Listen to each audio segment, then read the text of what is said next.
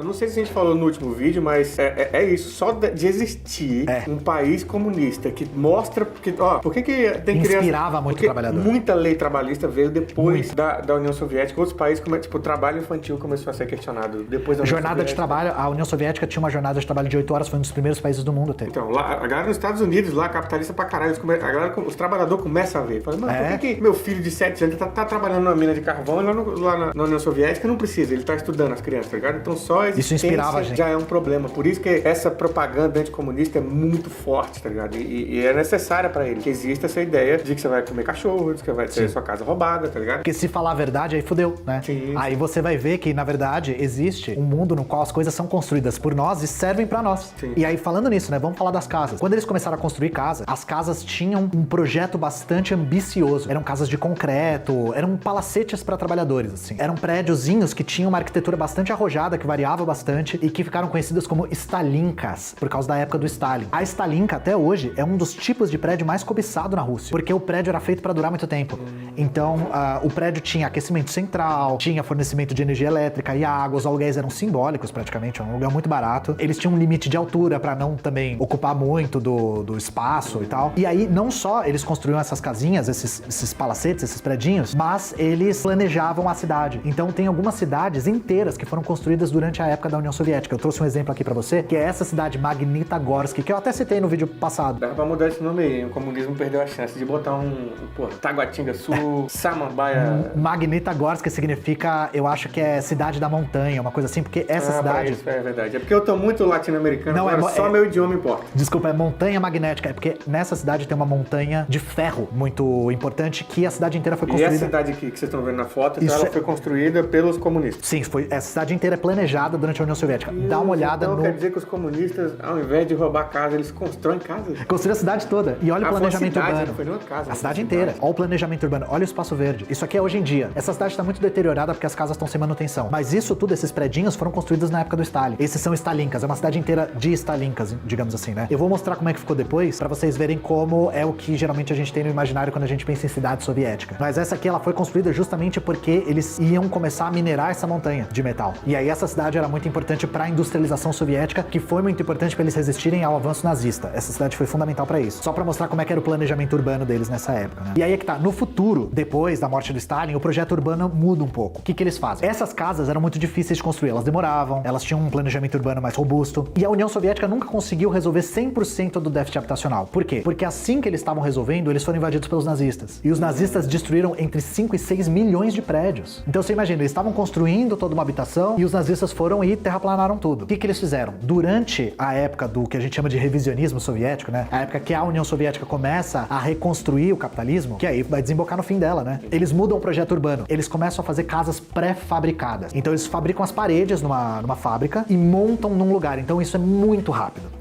Só que as casas são muito mais precárias. Então, pela primeira vez, muitas famílias tiveram uma casa só delas, antes que tinham que dividir, agora elas moravam num apartamento só delas. Mas os apartamentos eram mais precários e mais frios também. Então você vê até hoje essas casinhas aqui, ó. Quando você pensa em União Soviética, às vezes não vem essa imagem dessas habitações? Sim. Isso aqui é dessa época. São casas pré-fabricadas que eram montadas no lugar. Isso aqui é na Ucrânia, por exemplo. Por isso que eu falei, até hoje as construídas na época do Stalin, que são de concreto, são muito cobiçadas, mesmo sendo velhas pra caramba. Mesmo a mais nova tendo 70 anos de idade, sabe? Caralho. Então o projeto urbano mudou, mas mesmo assim a habitação era muito barata, era muito acessível. Só a qualidade caiu muito porque eles construíram muito rápido. Né? Beleza, mas a União Soviética caiu. Desfez, E imagino que depois que os comunistas saíram do poder, a situação ficou muito melhor.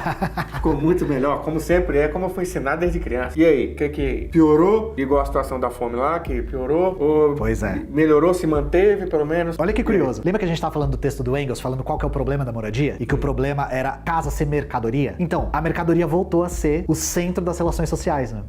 E aí as pessoas receberam o título das casas que elas tinham. Todas as casas eram controladas pelo Estado, salvo raras exceções. E aí a pessoa recebia o título da casa dela. O que aconteceu, Thiago Santinelli? Veio a crise, veio o desemprego, as pessoas vendiam as suas casas para especulação imobiliária e iam para longe. Sem falar das pessoas que venderam as casas e faliram e não tem casa hoje. Então, em Moscou, que a gente tá usando como exemplo aqui, né? Hoje tem 15 mil pessoas sem casa. Hoje tem 15 mil pessoas. Ah, Ian, 15 mil pessoas é pouca gente, é porque não é você. Né? Não é você que tá no... Imagina morar na rua em Moscou, cara. Não é aqui, sabe? O frio lá é surreal. Então, olha como o texto do Engels foi preciso na sua análise, né? Assim assim que a mercadoria voltou, o efeito aconteceu exatamente como ele falou. E é necessário, porque é assim que funciona. Como que eu vou transformar a casa em moradia? Causando desemprego. Desemprego é proposital, tá ligado? E eu vi de bilionário lá em reunião com outros deles, eles falando assim, pô, a gente precisa aumentar o desemprego porque a galera tá exigindo coisas demais, eles têm que voltar a ficar na cordinha, por isso que é necessário. Deixa desempregado, ei, o que eu vou fazer agora? Vendo. Quem toma a tua propriedade privada, irmão, é o capitalismo que vai tomar. Quando você tiver que vender pra pagar tuas contas, pra sobreviver, quem é que roubou teu bagulho? Quem? Só porque tu pagou não quer dizer que você não foi roubado não, trouxa.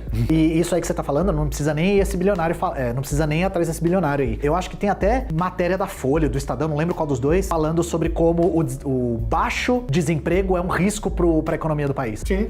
O baixo desemprego é um risco pra economia do país, é porque não é no teu cu, não é você que tá desempregado. Mas aí, Thiago, a gente tava falando de um país, né, por exemplo, a Rússia, que veio de uma situação de um déficit habitacional muito intenso. A gente sabe que hoje no Brasil a gente já tem casa suficiente. Já tem casa suficiente pra todo mundo. Em São Paulo, eu li as estatísticas de São Paulo. São Paulo tem casa suficiente pra não ter ninguém aqui morando na rua. O Brasil inteiro isso tem. Viu, galera? Isso é matemática e estatística. Não adianta ficar chorando aí. De onde você tirou? Vai pesquisar que você vai ver. São Paulo já tem casa vazia, abandonada, largada. Sim, largada. Que os caras não vendem, porque é a propriedade do cara, não pode largar. Então tem lugar pra todo mundo morar. Tem casa pra todo mundo morar. E aí, o que a gente faz nessa situação? Porque a Rússia não tinha casa o suficiente. Eles tiveram que construir muita coisa. O que a gente faz numa situação, por exemplo, depois de uma revolução, quando tem casa o suficiente? Eu queria trazer o exemplo de Cuba, pra gente ver o que eles fizeram, porque como Cuba fez a sua revolução em 59 só, a situação lá era diferente. Já tinha mais casas, já tinha lugar desabitado, já tinha lugar abandonado, já tinha lugar controlado, né? Já ouviu aquela frase atribuída ao Fidel? Essa noite, milhões de crianças dormirão na rua, mas nenhuma delas é cubana? Já. Mas já chegou pra mim uma vez falando que era Pô, esqueci quem era a pessoa. Essa aí, bom, por mais que não seja do Fidel, a gente não tem certeza se é do Fidel, mas a frase é verdadeira. Cuba quase não tem gente sem casa. Eu digo quase porque vai que tem uma exceção, mas é muito próximo de zero. Então, é igual lá na Europa. Lá na Europa. O Thiago citou a Europa. Santinelli citando a Europa a segunda vez. Você, não é que não tem, mas você não vê. Você tem que andar muito pra tu achar. É muito alguém. baixo. É muito baixo, mas você não vê. E aí, como que Cuba começou a construir essa seguridade na moradia das pessoas, né? Porque eu falei, a situação lá era diferente. O que eles fizeram? Primeiro, antes da Revolução Cubana, você tinha uma casa. Aconteceu a Revolução. O que acontecia? A casa era sua. Continuava sendo sua. Se você tinha duas casas, era diferente. Aí chegamos na questão aqui do aluguel. É aí que tá. Que esse é o rolê. Esse é o rolê. Se você tinha duas casas no seu nome, o Estado cubano tomava uma das casas e te pagava aluguel vitalício no valor daquela casa. Que porra é essa? Que roubo é esse que o cara tá te pagando? No comunismo, a sua casa vai ser paga pra ser tomada de você. Foi isso que eles fizeram. Pagaram aluguel vitalício. Vitalício, no valor da casa. Ah, mas vocês não disseram que o comunismo não ia tomar minha casa? A casa que você aluga pra outra pessoa não é a sua casa. A sua casa é a que você tá dentro. A outra coisa é uma mercadoria que você usa pra explorar o trabalho dos outros, tá? Sim. Por exemplo, tenho duas casas e eu tenho um filho pequeno. E eu falo, mano, eu tenho duas casas e essa segunda casa eu alugo ela aqui, mas o objetivo é, quando meu filho tiver 18 anos, eu quero dar essa casa pra ele ter onde morar sem pagar um aluguel. Como que essa situação fica lá? Por exemplo, o Estado vem e fala, essa segunda casa aqui não é pra você morar, então a gente vai te pagar um aluguel vitalício pra a pessoa morar. Beleza. E o meu filho? Então, por que eles se expropriavam mesmo assim? Mesmo que o objetivo fosse seu filho ter uma casa? Porque meu filho vai ter acesso a outra casa posteriormente. Não tem a menor chance dele não ter. Esse é o lance, porque a gente sempre olha... O medo, exato. A gente não tem garantia. Exato. Esse medo de não ter casa não existe. Esse medo de no dia ficar... Eu preciso que meu filho tenha a garantia de não ter 40% do salário dele comido por um aluguel, que é uma garantia que a gente quer pros nossos filhos, e de ficar na rua.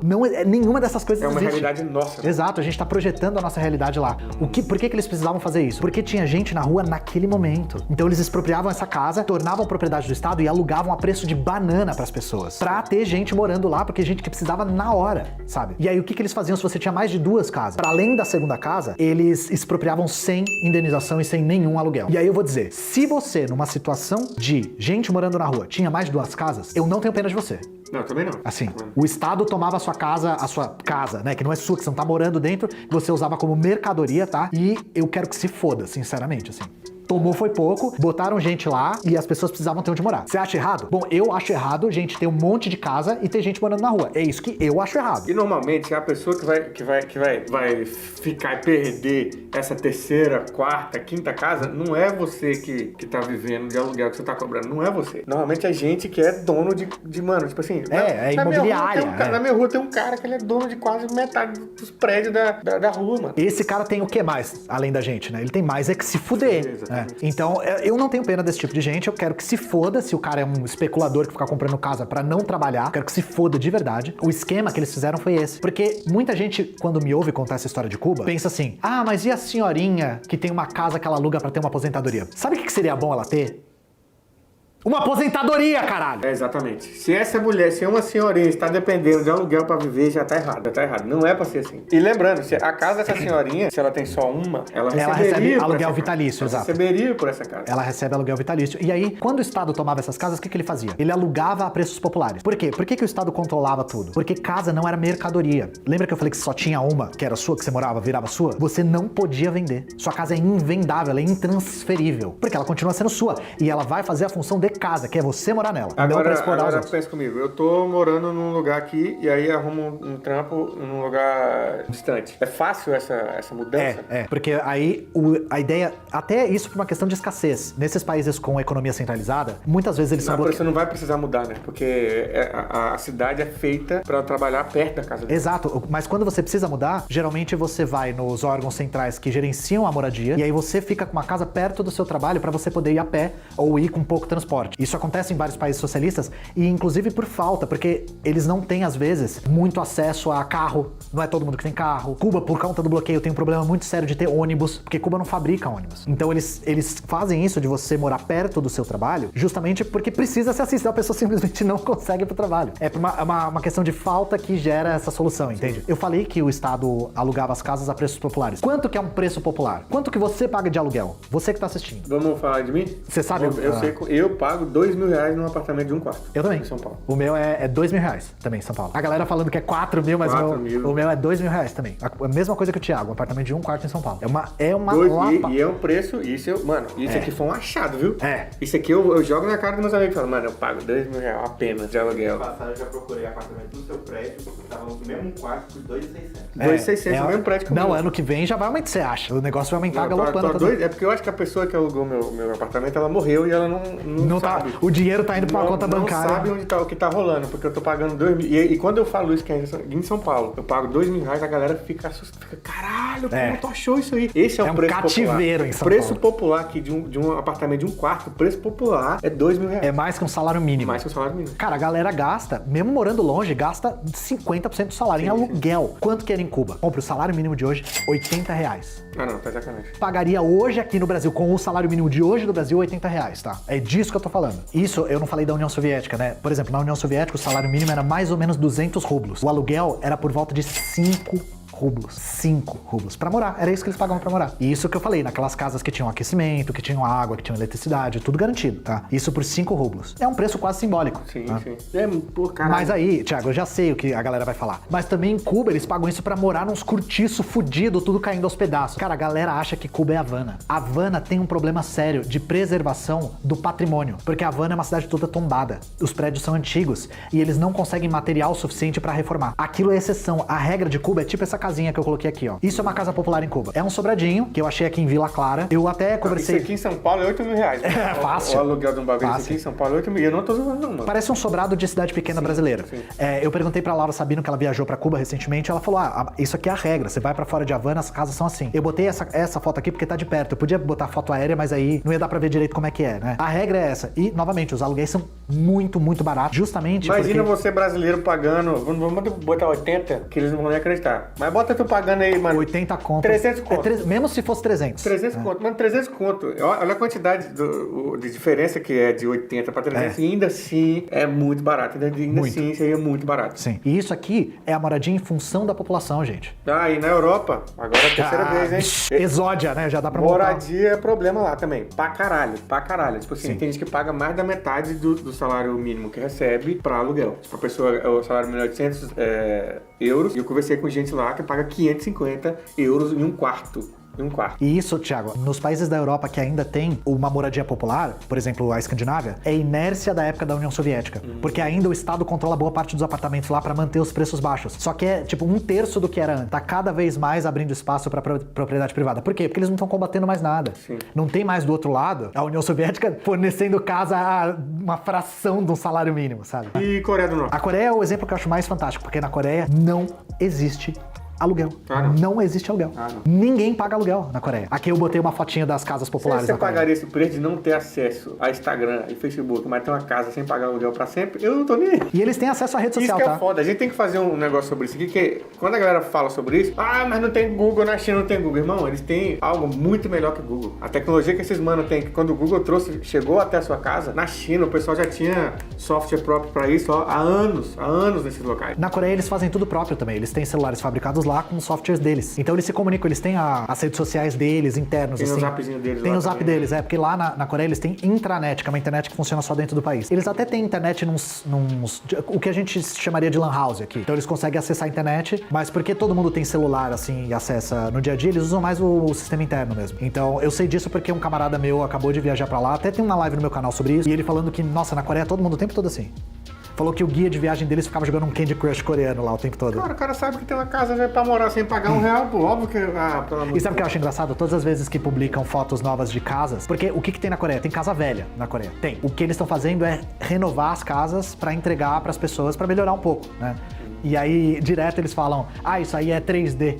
não. Pô. Porque os caras não conseguem acreditar que um estado consegue fornecer casa sem aluguel. Casas assim, básicas, tranquilo. Não é falta de capacidade, gente. É porque existe um interesse pra manter a gente sem casa. Porque casa é mercadoria. É necessário, eu sempre vou repetir isso em todos os vídeos que eu falo sobre isso. É necessário para que o capitalismo se mantenha de pé, que você tenha essa vida sua fodida aí, trabalhando pra pagar aluguel e nem consegue pagar direito às vezes. Já tem casa aqui em São Paulo de gente que trabalha, mas mora na rua, mano. Não tem dinheiro pra pagar uma casa, tá ligado? Então, é necessário, tá? Quando estiver fudido aí, saiba assim, o capitalismo precisa, ele causou isso aqui propositalmente pra existir gente que vive dessa porra de especulação imobiliária, tá ligado? Então, quando você estiver se fudendo, lembre-se que é necessário para o capitalismo que você se foda. E olha quão perverso é. Vamos falar agora do capitalismo, né? Que a gente falou como o socialismo resolveu. Vamos falar de quem rouba as casas de verdade. Vamos falar de quem rouba a casa. Vamos na tela aí. Quem rouba a sua casa? Quem é que vai roubar a sua casa de verdade? O Supremo Tribunal Federal acabou de aprovar que o banco pode tirar a sua casa se você atrasar o financiamento.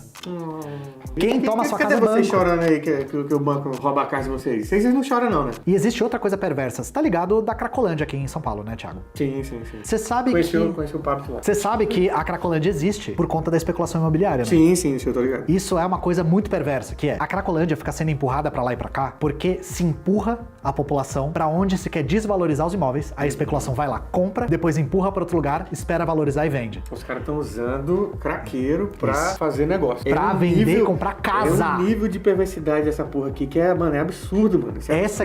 Isso é consequência de casa ser mercadoria, gente. Então, eu vou falar uma coisa. Casa ser mercadoria não te favorece. Você não é usuário desse sistema, você é vítima dele e nem percebe. Casa não ser mais mercadoria é um direito humano e é por isso que a gente tá lutando, tá? Necessidade básica, mano. Morar é necessidade básica. Necessidade básica não deveria ser comércio, não deveria ser mercadoria. A gente teve o censo agora, em 2022, que mostrou que 11 milhões de domicílios estão desocupados no Brasil inteiro. 11 milhões. Só em São Paulo a gente tem 600 mil imóveis vagos e isso é 18 vezes a quantidade de pessoas em situação de rua. Então, mesmo se pegasse todo mundo que não tem casa em São Paulo e botasse nesses imóveis desocupados, vai sobrar casa. Sobra casa. Isso é a mesma coisa. É uma escassez artificial criada para manter os preços altos. Isso. Mais uma vez, tá? Necessário existir gente morando na rua pro capitalismo continuar funcionando. Necessário. Não é porque a gente fala parecendo que é foi uma exceção. Não, acabou acontecendo, teve um problema aqui no capitalismo que acabou com as pessoas tiveram e ficaram sem casa. Não é um ele efeito funcionando colateral. perfeitamente. É necessário, assim que funciona. Precisa de gente passando fome, morando na rua, pra continuar funcionando. E lembra que a gente tava falando da burguesia? Quem é a classe dominante? Gente, 1% dos proprietários em São Paulo detém 45% do valor imobiliário da cidade. Caralho, lá em Brasília é 75% tudo na mão de uma pessoa só, que é o Paulo Otávio. Quem é de Brasília tá ligado. Todo imóvel lá de Brasília grande é do Paulo Otávio. Aí quando a gente fala de tomar os imóveis para uso popular, a gente tá falando desses caras. Do arrombado do Paulo Otávio. E não é pra ter pena, tá? Não. Mas e a indenização? Indenização é o meu pau na sua mão. Essa é a indenização. Pesquisa a quantidade de imóvel que o Paulo Otávio é dono lá em Brasília, você vai ficar de cara, assim. E aí, Thiago, uma coisa que eu acho que é importante a gente falar é, a gente gente não precisa esperar o socialismo chegar para lutar por moradia, né? Não, claro que não. Então, a gente sabe que tem muitos movimentos que lutam por moradia durante o capitalismo brasileiro mesmo e precisa ser feito, porque o sofrimento é agora e a solução tem que vir agora, tá? Eu queria citar pelo menos os nossos camaradas do MLB, que é o movimento de luta nos bairros, vilas e favela, que é um movimento ligado ao UP e que é um movimento que luta justamente por moradia em espaços urbanos. É um movimento que faz ocupações urbanas. Então calma aí, você conhece alguém que é desse MLB Vários, que pode vários. falar? O MLB é muito mais antigo que o MBL, tá? Não tem nem essa... Ah, tá, não, que bom. Conheço várias pessoas do MLB, várias. Quem... O Léo Péricles faz parte, né? O Léo Ele é do MLB, sim. Léo, você está convocado pra vir aqui no meu podcast, Bluecast, que a gente voltou a gravar, tá convocado. Não tem desculpinha de agenda, não, é pra vir. Aí, só pra falar um pouco do MLB, durante a pandemia, eles ocuparam 22 imóveis vazios, que é num momento de maior crise, eles estavam buscando lutar por moradia pras pessoas. E agora, com as chuvas no sul, eles estão sofrendo despejo atrás de despejo e violência da polícia. Isso, gente, depois da catástrofe que aconteceu. Caralho. Inclusive... Isso é foda, porque a gente fala também, né? Aí fala, mas é um tiozinho que tem 3 casas. Você acha que realmente ele é um... Mas, meu amigo, você que paga aluguel e conversava diretamente com o dono da propriedade. Você tá ligado o que acontece quando tem tragédia, uma inundação, ou então a pandemia? Eu lembro que eu mandei mensagem pro proprietário do meu apartamento e falei, mano, eu não tenho trabalho, porque eu vim pra São Paulo pra fazer show. E não tem show, não tem nada, não tenho renda de nada. Tem como a gente resolver eu te pagar isso parcelado? Ele só mandou assim, ó, todo mundo tem problema. Então, coisa de psicopata. Então a gente ainda fala como se fosse uns coitados que, nossa, no momento de crise eles vão ter um coração. Não tem, gente. Eu não vou te cobrar aluguel, irmão. Olha a situação do mundo. Não, eles não querem saber, mano. Não existe essa parada. Pra você ter uma ideia, aconteceu o que aconteceu no sul, vocês sabem, né, gente? A enchente que atingiu uma galera lá, destruiu um monte de cidade. A galera do MLB ocupou um prédio da prefeitura que tava abandonado há mais de 10 anos. Você tem noção disso, que é 10 anos de um lugar que podia ter gente que tá na rua morando pra ter uma casa. Não, mas ficou parado 10 anos. Aí é que vem a parte boa, porque o governo despejou em 24 horas. 10 anos de prédio abandonado, 24 horas pra despejar as famílias. E prenderam os nossos camaradas ainda. Já foram soltos, mas eles foram fichados. Fichados por lutar por um direito mínimo numa situação extrema. Esse é o nível. Isso que ele tá contando foi nessa situação de enchente do Rio Grande do Sul, tá? De gente, todo mundo perdendo casa. E quem não tinha se fudeu mais ainda, né? Sim, porque isso, como a gente explicou aqui no vídeo, é consequência da dinâmica da propriedade privada. É importante que esses prédios permaneçam vazios por conta da especulação imobiliária. Essas ocupações urbanas, elas questionam essa lógica. Elas forçam o Estado a cumprir o que tá na Constituição, que é moradia ter função social. Isso que é a merda. Tá lá, mano. Tá lá. A taxação de grande fortuna tá lá também, mas nunca foi colocada em prática. Tá? Sim. Tá lá na Não, educação de qualidade pra todo mundo tá lá, saúde pra todo mundo tá lá, mas assim, a gente vive numa sociedade de classe, na qual a classe dominante tem a vantagem material e vantagem ideológica também. Né? Então, assim, o meio da gente lutar por isso, enquanto o capitalismo está vigente, enquanto a gente tem que se submeter à forma como isso funciona, é basicamente organização. Exatamente. Se você se interessa pela luta por moradia em espaços urbanos, a gente recomenda fortemente se organizar no MLB, que é um movimento que a gente apoia pra caramba e que é vinculado à luta que é a luta verdadeira, que é a luta pelo socialismo. Não é apenas um movimento por moradia urbana. É um movimento que une a necessidade por moradia urbana junto com a luta pelo socialismo. Isso é que é tão importante. Porque aí a gente quer que isso seja um direito pra todo mundo. E como a gente mostrou com os países socialistas aqui que a gente usou de exemplo, é uma coisa que não só é possível, como é descaradamente necessária, né? Sim, mas a minha dificuldade que eu acho que tem da gente fazer a parada é porque a maioria das pessoas, grande parte da população, mesmo pobre, classe média baixa, eles não conseguem se enxergar no cara que mora na rua. Ele vê ali, ele fala, não, isso nunca vai acontecer comigo. Então eu não preciso me preocupar com isso, não tem nada a ver com isso. O que separa a gente de estar na rua é um mês ruim. Mano, exatamente. Um mês ruim. Quando eu me formei, você tá na rua. Quando você é criança, você vê alguém morando na rua, em uma casa, eu não entendia. Eu falava, mano, o que precisa acontecer pra uma pessoa ter que morar na rua? Porque eu já nasci numa casa, então pra mim era aquilo. Quando eu me formei, que eu peguei meu diploma na minha mão, que eu olhei pra vida, eu falei, tá, porra, é fácil pra caralho. Fácil. E a pandemia fez ficar fácil também. Muito fácil. A pandemia fez muita gente perceber que um mês ruim faz você sair da sua casa e ficar do lado do cara que tá debaixo da ponte. Sim. E aí imagina um mundo no qual isso não existe, essa possibilidade não existe.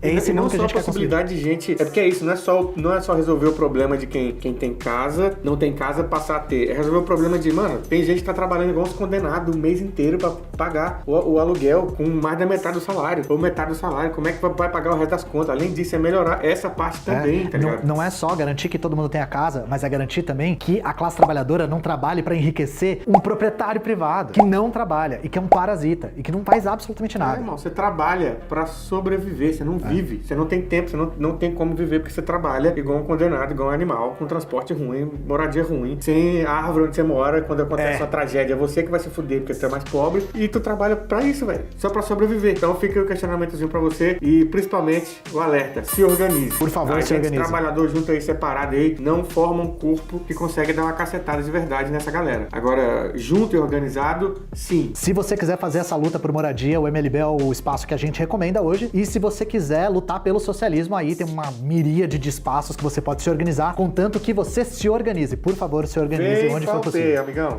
vem, pode vir pra cá. Aí vão estar falando, vocês estão sendo partidários. Sim, estamos sendo absolutamente partidários, absolutamente militantes, partidários e parciais. É o que a gente tá sendo. Eu sou 100% militante agora, não tenho mais as amarras da comédia me prendendo, então caguei, é isso. Léo Péricles estará aqui nesse canal em breve também, que a gente vai conversar sobre isso.